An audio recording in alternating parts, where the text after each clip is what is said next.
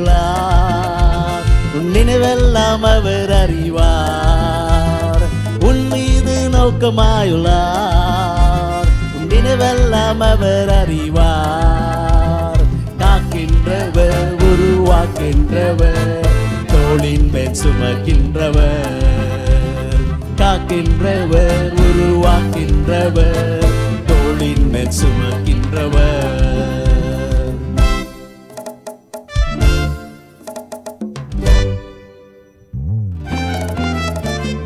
மோரியாவில் ஆபிரகாமை அவர் காணாதவர் போல் இருந்தார். மோரியாவில் ஆபிரகாமை அவர் காணாதவர் போல் இருந்தார். ஈசாக்குக்கு மறுவாழ்வு அழைத்து பழகி பெருக செய்தார்.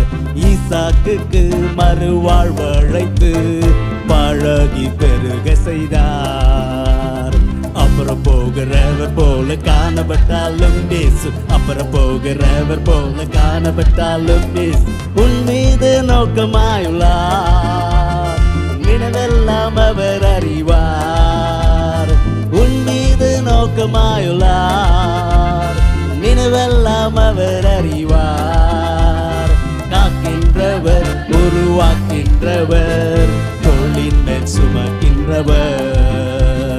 காக்கின்றவர், உருவாக்கின்றவர், தோளின் மேல் சுமக்கின்றவர்.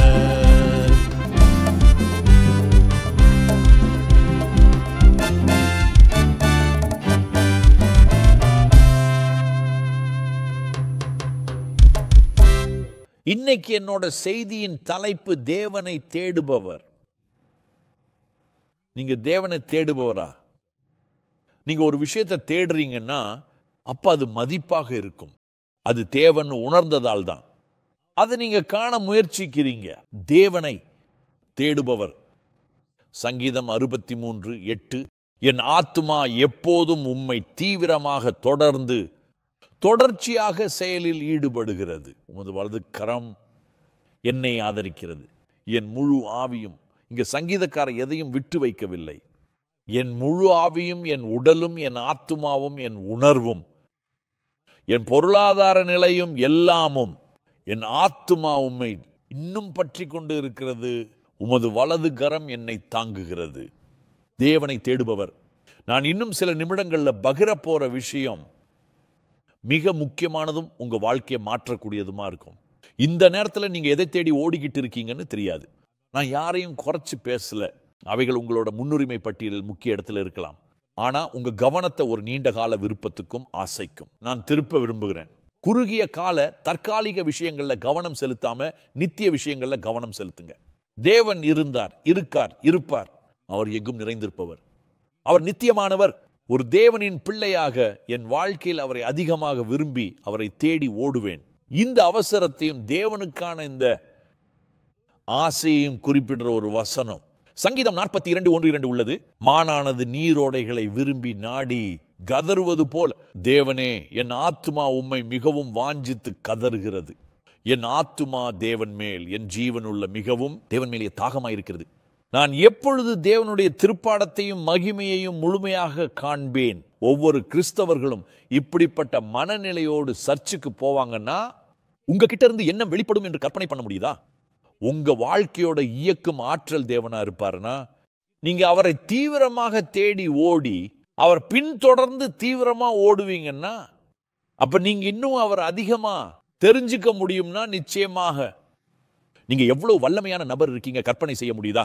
நான் எப்படி நேர்மையா தேவனை தேடுறேன், ஒரு நிஜமான நபரா இருக்க முடியும்னு சில எளிமையான அம்சங்களை பகிர்ந்து இன்னும் விரும்புகிறேன்.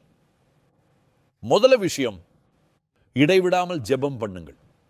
1 தெசலோனிக்கேயர் 5:17 எப்பொழுதுமே இடைவிடாமல் ஜெபம் பண்ணுங்கள். அப்படின்னா மிகவும் தொடர்ந்து எப்பவுமே ஜெபிக்க வேண்டும். இடைவிடாமல் ஜெபம் பண்ணுங்கள். ஜெபம் தான் உண்மையில் தேவனை தொடர்பு கொள்றதுக்கான ஒரே வழியாகும். ஜெபம் உண்மையில தேவனோட மனசை புரிஞ்சிக்கிறதுக்கான வல்லமையான வழியாகும். ஜெபங்கிறது ஒரு வழி பாதை கிடையாது. ஜெபம் தொடர்பு கொள்வதாகும். நீங்க தேவன் கிட்ட பேசுவீங்க, தேவன் நேரடியாக உங்ககிட்ட பேசுவார். பேசுற நேரம் ஒருபோதும் இருக்கும், கேட்கிற நேரம் உள்ளது. ஜெபம் ஒழுங்காகவும் வழக்கமானதாகவும் இருக்கணும். எனக்கு ஜெபிக்கும் ஒருவரை காட்டுங்க, நான் உங்களுக்கு ஒரு வெற்றிகரமான மனுஷனை காட்டுறேன். நீங்க எனக்கு ஜெபம் பண்ற பொண்ணை காட்டுவீங்கன்னா நான் உங்களுக்கு ஒரு வெற்றிகரமான பெண்ணை காட்டுவேன். நீங்க எனக்கு ஜெபிக்கிற சர்ச்சை காமிச்சீங்கன்னா நான் உங்களுக்கு வளர்ந்த சர்ச்சை காட்டுவேன். ஜெபம் ரொம்ப மிகவும் முக்கியமானதாகும். மாற்று வழி எதுவும் உண்மையில கிடையாது. நான் தேவனை தேடுறவனா இருந்து நான் ஜெபத்தை நேசிக்கிறேன் என்ற அடிப்படை உண்மைக்கு கீழே வரலன்னா அதை பாடுதலில் எந்த அர்த்தமும் இல்லை, அதை பிரசங்கம் செய்வதில் எந்த அர்த்தமும் இல்லை. நான் ஆண்டவரை நேசிக்கிறேன் சொல்றதுலயும் உண்மையில எந்த அர்த்தமும் இல்லை. உங்களுக்கு ஜெபம் செய்ய பிடிக்கலன்னா, நீங்க ஜெபம் செய்யறவரா இல்லைன்னா நீங்க உண்மையாவே தேவனை தேடுற சிறந்த நபர் கிடையாது. ஒருவேளை உங்களுக்கு தேவன் தெரிஞ்சிருக்கும், அதை தூரத்துல பார்க்கும்போது சந்தோஷமாக இருக்கலாம். நீங்க அப்பப்ப தற்காலிகமான ஆசீர்வாதங்களை விரும்பலாம், இருந்தாலும் அவருக்காக நீங்க ஏங்காம இருப்பீங்க. ஆனா நீங்க தேவனுக்காக ஏங்குற ஒரு நிலைக்கு உங்களை கொண்டு வர முயற்சிக்கிறேன். ரீல்ஸ் மற்றும் அர்த்தமில்லாத விஷயங்கள்ல நேரம் வீணாகாமல் தேவனோட பிரசன்னத்துக்கு போய் ஜெபம் பண்ணுங்கள். தானியேல் ஜெபத்தின் வல்லமையை நமக்கு கற்று தந்திருக்கான். இது எல்லாத்துக்கும் நடுவில் அவன் ஒரு புற ஜாதிய நாட்டில் இருந்தான். அவன் ஒரு முரண்பாடான கலாச்சாரத்தில் இருந்தான். அவன் ஒரு முழுமையான அந்நிய சூழல்ல இருந்தான். இருந்தாலும் இப்பவும் அவன் தன் வாழ்க்கையோட உண்மையான மதிப்புகளை மறக்கல. அவன் பெரிய அதிகாரமும் பதவியும் கொண்டவன் இருந்தான். அவனோட ஜெப வாழ்க்கை தான் அவன் இவ்வளவு வல்லமையானவனாகவும் சிறந்த ஆவி உள்ளவனாகவும் இருந்ததுக்கு காரணம்னு நான் நம்புறேன். அவன் தினம் 3 தடவை ஜெபம் செஞ்சான்னு பைபிள் சொல்லுது.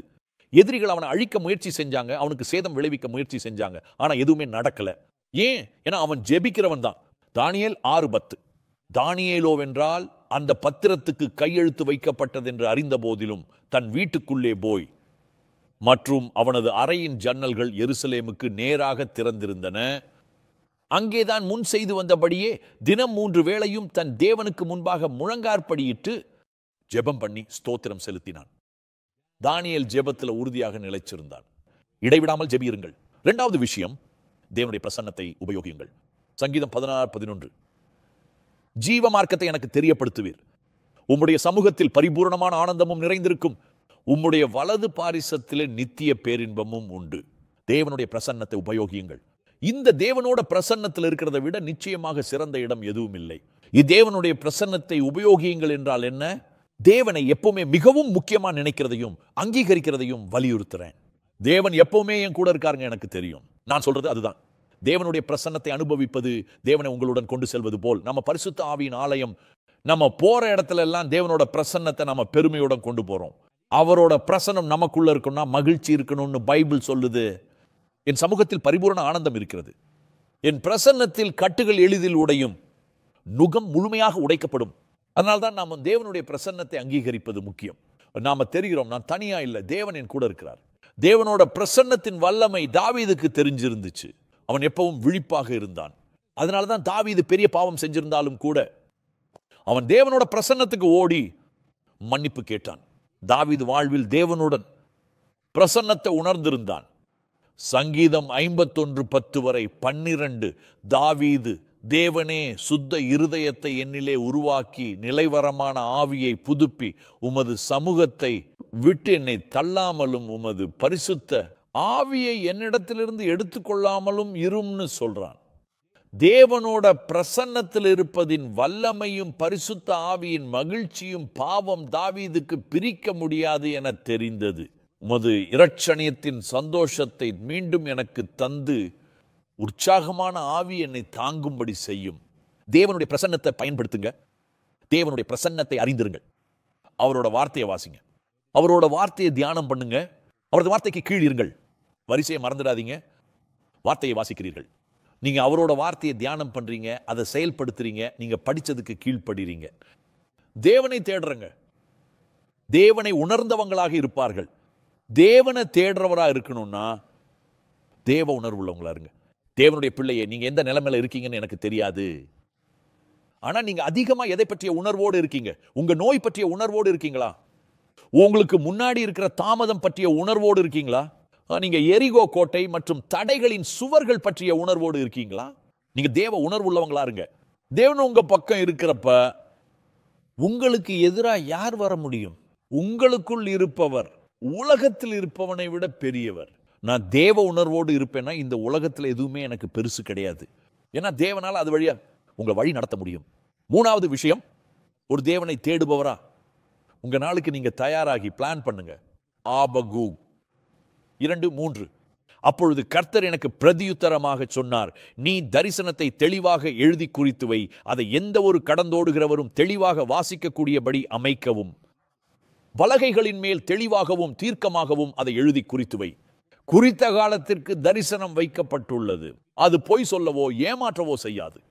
அது தாமதித்தாலும் அதற்கு காத்திரு, அது நிச்சயமாய் வரும், அது துரிதமாகவும் தாமதமின்றி நடைபெறும். ஆபகூக் தன்னோட நாளுக்கு தயாரானான். தன்னோட நாளை திட்டமிட்டான். தேவன் மௌனமா இருந்த மாதிரி தெரிஞ்ச கடினமான காலத்துல அவன் தேவனோட மனுஷனா இருந்தான். எதிரிகள் முன்னேற மாதிரியும் இவங்களை பின்தொடர்ந்து தெரிந்தது. அப்ப தேவன் நோக்கி கூப்பிட்டாலும் தேவன் ரொம்ப தூரத்துல இருக்கிற மாதிரி தெரிஞ்சிச்சு. ஆனா தேவன் ஆபகூக்குடன் இருந்தாரு. அப்ப அவன் எழுதினான், தயாரானான், அவனோட தரிசனத்தை எழுதினான், அவன் அதை குறிச்சு வச்சான். நம்ம பின்பற்றவும் தேவன் நம்மளை பயன்படுத்த அனுமதிக்கவும் தேவனோட வார்த்தை செதுக்கப்பட்டு பொறிக்கப்பட்டிருக்கு. உங்களின் நாளை திட்டமிடுங்கள். இல்லையெனில் நீங்கள் திட்டமிடவில்லை என்றால் உண்மையில நீங்க தோல்விக்கே திட்டமிடுகிறீர்கள். கர்த்தாவே எங்கள் நாட்களை எண்ண அறிவைதா, நல்லவரின் நடைகள் கர்த்தரால் உறுதிப்படும் என பைபிள் சொல்லுகிறது. தேவன் உங்களுக்கு தந்த தரிசனத்தை எழுதிக்கோங்க, உங்களோட கனவை எழுதுங்க. தேவனும் அதை நிறைவேற்றுவார். சூழ்நிலை எப்படி இருந்தாலும் பரவாயில்ல, தேவன் எல்லாத்துக்கும் மேலானவர், அவர் அதை செய்வார். தேவனை தேடுறவங்க திட்டமிடுறவங்களா இருப்பாங்க.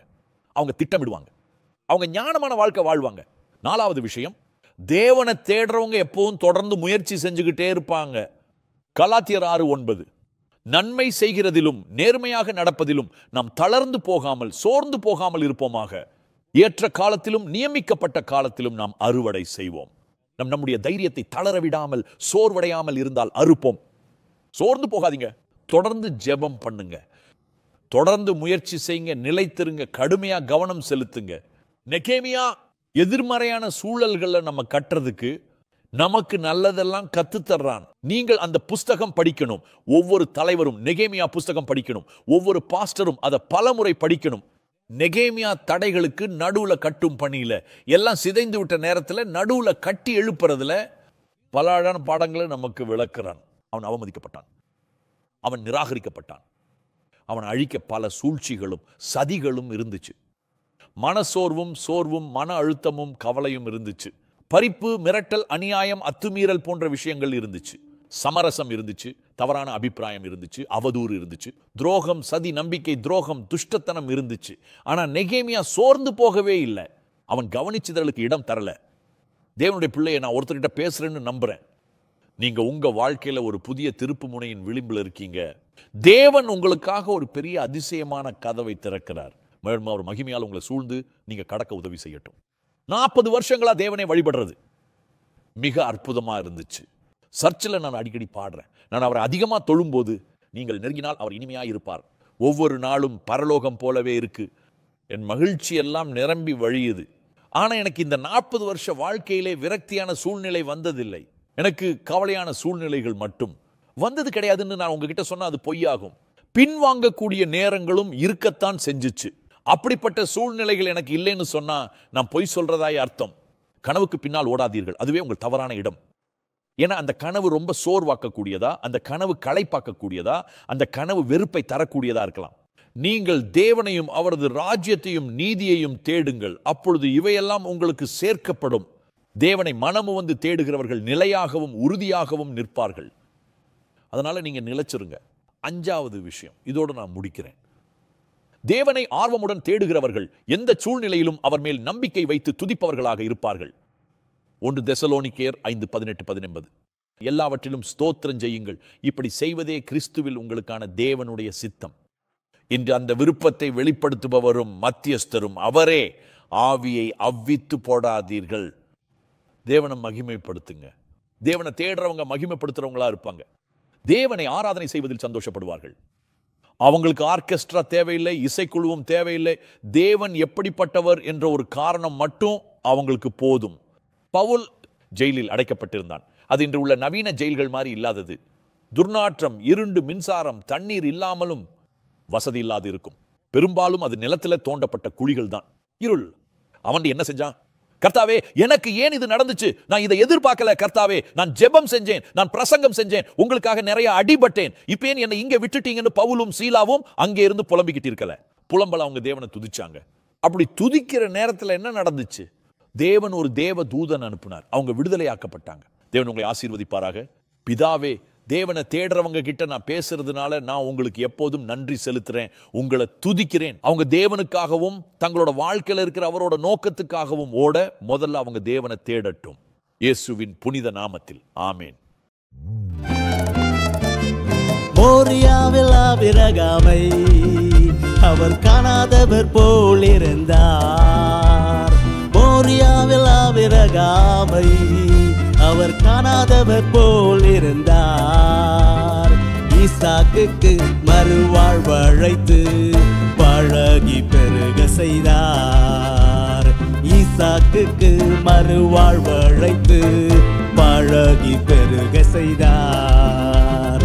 அப்புறம் போகிறவர் போல காணப்பட்டாலும் பேசு, அப்புறம் போகிறவர் போல காணப்பட்டாலும் பேசு, உன் மீது நோக்கமாய்